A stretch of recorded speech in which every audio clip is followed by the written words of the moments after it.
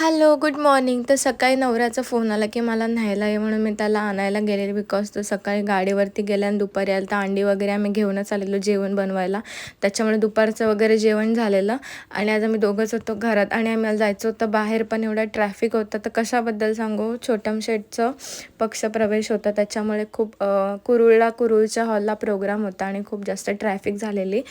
तरी पण आम्ही गेलो. त्याच्यानंतर डायरेक्टली आम्ही अलिबाग बीचला गेलो. थोडासा व्ह्यू एन्जॉय केला. खूप जास्त एन्जॉय केला आणि सॅटर्डे संडे असल्यामुळे इतकी गर्दी होती. आपण बाहेर फिरायला जातो आणि बाहेरची लोकं आपल्या इथे फिरायला येतात, असं खूप होतं. असं वाटतं की आपण पण इथेच फिरूया, पण आपल्या इथं फिरून फिरून पण खूप जास्त कंटाळा आला आहे आणि लोकांना आपल्या इथे खूप आवड येतं. तसं आहेच अलिबाग आवडायला सगळ्यांना. आणि माझा मामा आलेला, सो मामाने माझं डेकोरेशन केलेलं, सो त्याला भेटायला गेलेलो आम्ही हॉटेलला, कारण त्याला ऑर्डर होती डेकोरेशनची. तर तो मुंबईवरून आलेला आणि खूप भारी भारी डेकोरेशन करतो. त्याच्यानंतर आमचा अचानकच प्लॅन झाला की आपण जाऊया जेवायला. तर मला माहीत नव्हतं हे.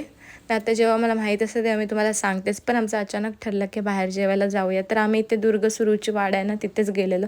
कारण तिथलं जेवण तर एक नंबरच असतं, म्हणजे भारी टेस्ट असते. मागे आम्ही बड्डेला गेलेलो सौरभच्या तेव्हा, त्याच्यानंतर आम्ही आत्ता गेलो, पण खूप जास्त भारी टेस्ट होती. आणि उद्या आमच्या फॅमिलीमध्ये एक फंक्शन आहे, त्याच्यासाठीची माझी तयारी चालू होती आणि मी स्ट्रेटलिंग करायला लावत होती कारण खूप चांगली करतो तो स्ट्रेटलिंग. सो त्याच्यासाठी उद्या भेटूया, उद्याच्या ब्लॉगमध्ये समजा.